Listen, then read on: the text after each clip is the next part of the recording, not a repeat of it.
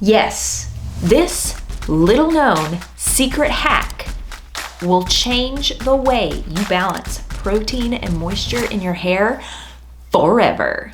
Hey there guys, welcome back to my channel. I'm so glad you're here. How was that for an intro? Are you in suspense right now? Are you curious as to what the secret is for balancing protein and moisture?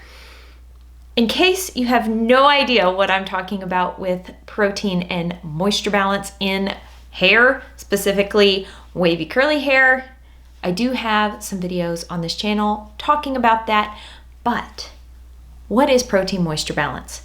It is essentially the balance of the protein and the moisture content in your hair. Your hair being 90% protein and the moisture typically coming from how you care for your hair, which products you use, the methods of styling, etc. There are lots of thoughts and opinions on the internet about this subject. There are even people who claim that it isn't even a thing, that it's not real, that protein moisture balance is a bogus concept and all the stuff and things. Well, in my personal experience, there is some merit to protein moisture balance. There is a thing. Now this begs the question, why do people with wavy curly hair tend to struggle so much with protein moisture balance, whereas most humans who wear their hair straight haven't even heard the term before? Well, caring for wavy curly hair is based on the premise that it is inherently drier than most hair types, aka the only other hair type, which would be straight. Come on, Courtney, get it together today. And because it's drier, it needs to be treated with tender, loving care. So most of us who dive off into the pool of the wavy curly hair spectrum, the curly girl method, we start really embracing the hair that grows out of our head, whether it be wavy to curly to coily. We start caring for it. What do? We give up a lot of stuff. We start doing our research. We stumble across this thing called the curly girl method, and we give up a lot of stuff. We give up sulfates, silicones, drying alcohols, heat styling, like no more flat irons, no more curling irons, none of that. We start using incredibly nourishing and hydrating products on our hair. We do techniques called squish to condish. We use gel, which really locks in moisture. You get the picture. We just start pouring the water to our hair with a fire hose. And eventually, everyone who starts this process of embracing their waves and curls overhydrates their hair. Exhibit A in my experience. This was about 4 months after starting my curly hair journey. It took me a while. I had to try to really get my hair to this point. My hair was not in high growth fatigue, but it was definitely very close. I had also been deep conditioning my hair once a week, every week, faithfully, because I read somewhere on the internet that that was the way to get your hair to be curly. And my goal was to have super curly hair. Oh, sweet, naive past Courtney. It's not about making your hair something that it's not. It's about embracing the hair that you have. Anyway, I had really over moisturized my hair at that point. Then I discovered protein treatments. This is now the magical solution to all of my curly hair woes. The more protein I used, the more curly my hair got, the more balanced my hair became. And I got to thinking that the more protein I used, the better. Guess what? I sent my hair into protein overload. I swung too far on the other end of the moisture, protein, moisture spectrum. This happens to everyone. There is a little known hack that will help you not swing so wildly from way too much moisture to way too much protein. You can control the amount of protein and moisture in your hair by which products you choose, which treatments you do. But there's one simple, easy product that will help keep your hair healthy. There is one simple technique, super easy step. There's no making of protein treatments in your kitchen using gelatin and hair masks and vinegar. It's so easy. And I am doing it right now. I am currently helping balance protein and moisture in my hair right now. Can you guess what it is? I am pre-pooing my hair with an oil. Currently, I'm using the Curlsmith Shine Oil, and we will dig into the magic of this oil a little bit later. But why does putting an oil on your hair before you shampoo it helps balance protein and moisture in your hair? There are quite a few treatments out there that are considered pre-poo or pre-shampoo. I am specifically talking about using an oil on your hair the night before you shampoo it. How does this help your hair? Why does it help your hair? Why does everyone need to be doing this? It doesn't matter if you have low porosity hair, high porosity hair, coarse hair, fine hair, wavy hair, coily hair. Everyone should be pre-pooing their hair, and thank me later. This is not something that I have always done religiously, but since I have started incorporating it into my routine more often, I have found that I struggle way less with the protein moisture balance in my hair. I'm not constantly trying to figure out the perfect scientific formula of which products I need and how much protein is in each product and how much moisture is in each product and mixing and cocktailing. I can kind of relax and chill a bit, which is beautiful. The reason oils work so well in helping balance protein and moisture in the hair is that they coat the outside of the hair and in some cases even penetrate into the hair and help nourish and lubricate it from the inside out.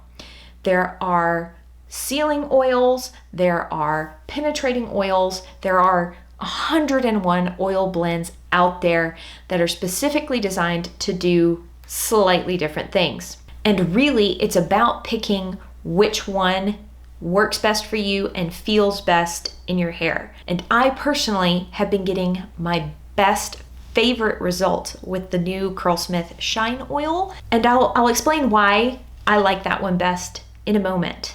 So using a pre-poo oil treatment on the hair the night before you shampoo it can be profoundly helpful for many hair types. If you have low porosity hair, this means that the cuticle of your hair is laying down really nice and smooth. It can also be kind of difficult to hydrate low porosity hair because that cuticle is laying down so tightly. The way an oil is helpful to low porosity hair types is it can actually go in and loosen up, build up on low porosity hair. Low porosity hair is very prone to build up. It will loosen up that buildup a bit, and then when you go to wash your hair, that buildup comes right off, and your conditioners, curl creams, gels have a better shot of penetrating into the hair shaft and helping your hair get more hydrated. If you have particularly high porosity hair, a pre-poo oil treatment really helps in kind of buffering and protecting all those gaping holes in the hair cuticle.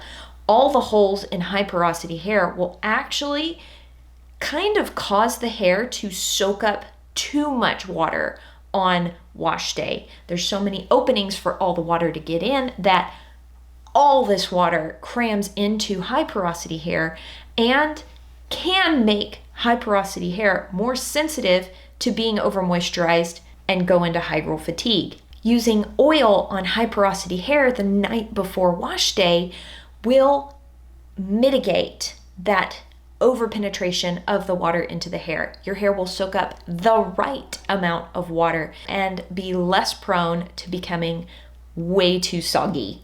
It will also help smooth and lubricate those crusty, dry, lifted cuticle on the hair, and over time help the hair become less damaged, protecting it as it grows out, and you slowly trim off the dead ends and eventually make your hair lower porosity, more healthy. So in that way, oils help low porosity hair get the moisture that they need in order to stay balanced for protein and moisture, and helps high porosity hair not get too much moisture into it, helping it stay balanced with protein and moisture. There is one more thing that an oil pre-poo treatment will do for your hair, and I kind of discovered this by accident.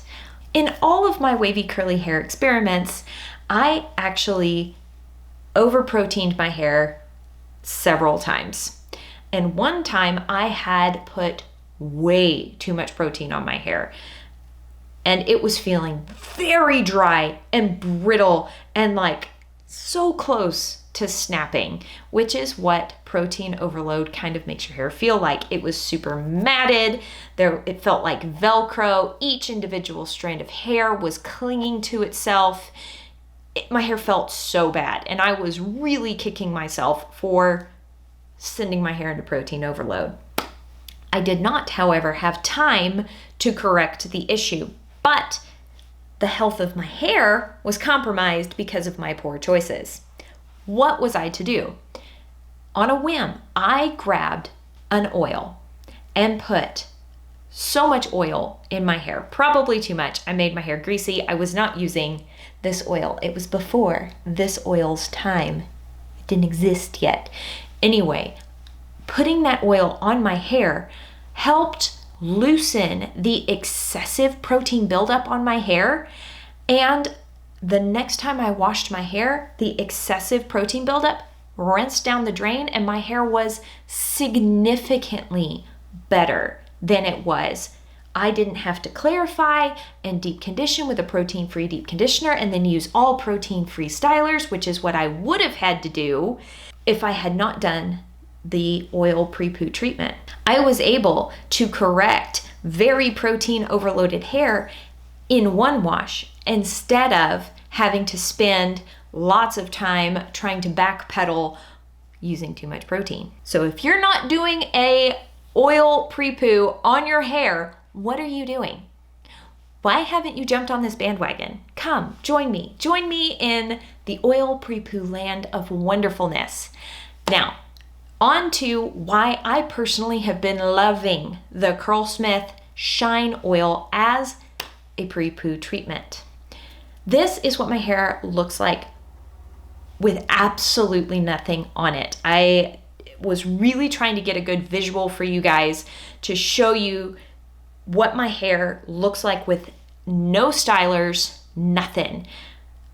This is my hair after I have clarified with a sulfate twice and slapped a deep conditioner on it for just a few minutes, not letting it sit on my hair, rinsed it out and let it air dry.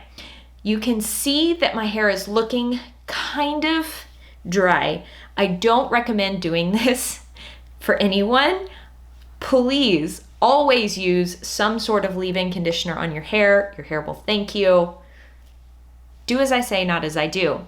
So the way I am going to pre-poo this hair to help soften things back up, to lend some slip and protection to the hair strands, because when there is no leave-in conditioner on my hair, no bad things happen.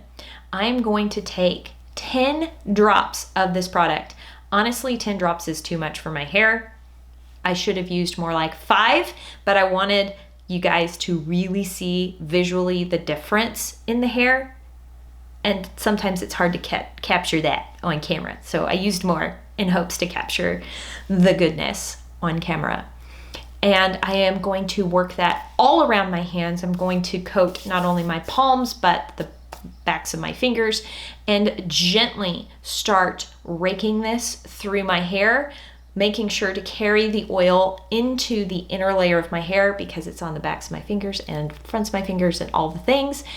Really just take my time super gently, finger detangling and coating my hair with this oil, really focusing on the ends and mid-lengths because these are the most prone to changes in porosity. I am not going to put too much of this on my roots. You absolutely could work this into your roots if you had really bad oil buildup on your scalp. That works beautifully for really oily, greasy people. Isn't that weird? But like dissolves like. Oil helps oil dissolve. So you put some more oil on your oily, greasy scalp, and then when you wash your hair, it comes cleaner. It's a cool hack. It works really good. But in this particular instance, I am really focusing it on mid-lengths to ends. And once I have that fully combed through and distributed into my hair, you can see how the frizzies around my face were tamed. They looked nourished and smoothed down. And absolutely, my hair looks shinier. This hair oil makes my hair feel so smooth, so silky. It absorbs instantly. It really seals in the cuticle, locks in moisture, and is not greasy at all. That's the problem with me and most hair oils. They make my hair feel heavy and greasy. 99% of hair oils I don't talk about, I reject. They're too heavy for my fine, wavy hair. They don't absorb, they're greasy. If you've been really paying attention here on this channel, you will know that I talked about the Curlsmith bonding oil about 7 months ago. Incredible product. That was Curlsmith's answer to Olaplex number 3, I think it's like number 6 oil. That is a bonding product. It targets the bonds in your hair. The Shine oil, on the other hand, is truly perfect for very sensitive scalps. It's fragrance free, as is the rest of the Shine line from Curlsmith, but it does not contain the ingredients to target the bonds in your hair. Hello there guys, from Editing Courtney. I am just working on this video and I forgot to mention that you could theoretically, potentially, use the Curlsmith bonding oil if you're really struggling with over moisturized hair. That would be a perfect pre-poo treatment if you're struggling with over moisturized hair. And if you are struggling with protein overload, the Curlsmith Shine oil would be really, really good for that. But in my humble opinion, you could use the Curlsmith Shine oil for both. In theory, the Curlsmith bonding oil is going to be better for color damaged hair, bleached hair, if you've been really flat ironing your hair a lot, heat styling, breaking all the curly girl rules, the bonding oil is going to be the way to go. And the Shine oil kind of works better for me and my low porosity hair. I like this product a lot. The Shine oil is awesome. And another difference that I did mention is the bonding oil contains a fragrance, but the Shine oil does not contain any fragrance. It's like completely neutral. You can't smell anything on it. Truly fragrance free. Okay, let's continue the video. This product contains their patented plant silk. It is specifically designed to outperform silicones while being lighter weight. That is something that really stands out to me about the Curlsmith oils, specifically this one. They have so much slip. They detangle my hair better than any other hair oil I have ever tried. This product also contains watermelon seed oil, muramuru oil. I've tried to say that like 4 times and I can't get it out. Muramuru, and babassu oil. All of these are particularly lightweight oils that absorb beautifully into the hair, while the plant silk esters sit on the outside of the hair, forming that very nice slippery barrier. The rest of the oils go into the hair and nourish it from the inside out. Yes, yes, yes, yes. So once I have finished putting the oil in my hair, I go ahead and use an Invisibobble to throw my hair up into a bun, and this is perfect to do every night before bed. This is the perfect bedtime routine before wash day. You can absolutely go to sleep with this oil in your hair. It will not transfer to the pillow because it absorbs so beautifully. Hello again, long time no see. I do want to add another note right here in this part of the video. Oils do not hydrate your hair. Just want to be perfectly clear. They do not increase the water retention of your hair. What they do is they moisturize, they lubricate the hair. So if your hair is dehydrated, using an oil will not hydrate it. Also, I want to mention right here that there are more than one use for the Curlsmith Shine Oil. I am specifically addressing this hack in this video about balancing protein and moisture in your hair using a hair oil, which is kind of a weird concept. You could also use this product to scrunch out the crunch. It would be perfect for breaking a gel cast that's a little bit crunchy and stubborn. I don't personally do that very often because I don't tend to get a cast on my hair. But if you really get a cast on your hair and are looking for a super duper lightweight hair oil to break the cast with, the Shine Oil has got you covered. You would only use 3 drops, in my personal recommendation, to break the cast with the Shine Oil. But you use significantly more of the oil if you are going to be letting it sit on your hair, soak overnight as a pre-poo treatment. That's what kind of turns it into a treatment, using more of it. But you could use 3 drops on a wash day to break a gel cast and still get some of the oil goodness benefits. Okay, my arm's getting tired. Hello, husband.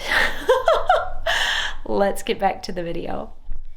Now, I personally am just going to leave, see, I put it in the bun earlier. So I'm just going to let this sit in my hair, and next time I wash it, I am not going to have to grab some sort of mega super powerful shampoo that will really suck all the oil off of it. Why? Because this is absorbed into my hair. I can use even a co-wash, a conditioner wash on my hair, and my hair will come clean, while also still having all the benefits of a pre-poo. There have been some oils I've used on my hair that I have to grab the sulfates in order to get them off of my hair.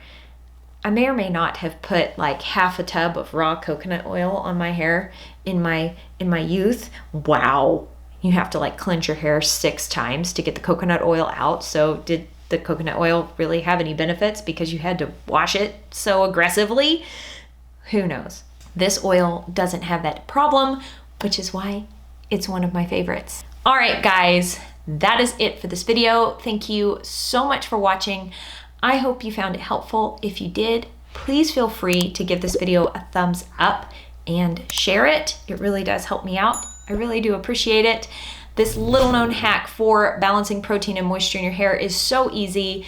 Just slap some oil in your hair, finger detangle it the night before wash day, and thank me later. And as always, I hope y'all are having an absolutely fantastic day, and I will talk to y'all later. Bye.